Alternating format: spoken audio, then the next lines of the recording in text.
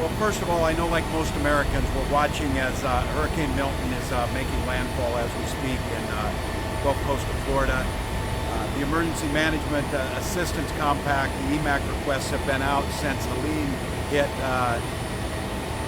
North Carolina and the states of the Southeast. I got off the phone with our folks. Minnesota has, I've signed 2 executive orders. Minnesota has 2 Chinook heavy lift dual rotor helicopters in North Carolina. That team's been dropping supplies into remote areas. They said they're still doing that as of today, about 30,000 pounds, things like blankets, food, water, propane.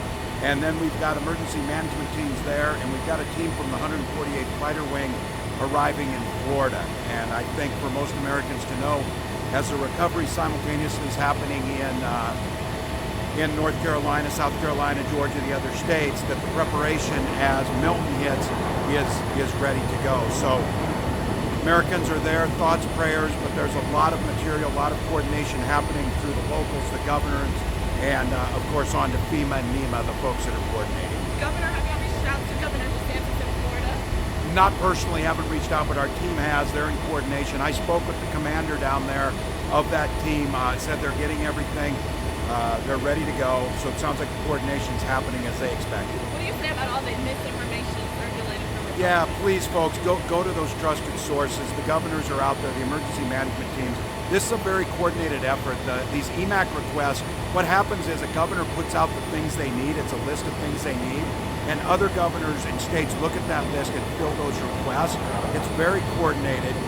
As far as the recovery, listen to the emergency managers on everything on personal safety. But the misinformation, look, folks are going to be there. There's going to be recovery. The folks in North Carolina said it appears like to them, like the helicopter crews, more roads are opening, so more equipment is going out via roads. So listen to the trusted information, listen to the emergency managers, and the folks that are out there, don't guess, don't put out false information. Teams are out there doing the best they can.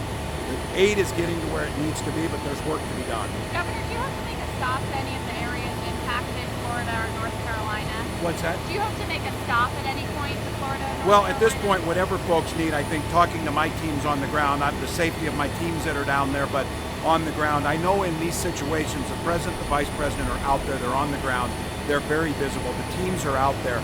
Having been through these recoveries myself, both as an activated guardsman and as a governor, a lot of times it's best if folks are just there taking the request what they need. So if there's a request to be there, if it's needed, we certainly will be. But I think at this point in time, it's making sure those teams are delivering. All right, thank you, Governor. Thank you, Chris. Yeah, thanks, folks. Thank you.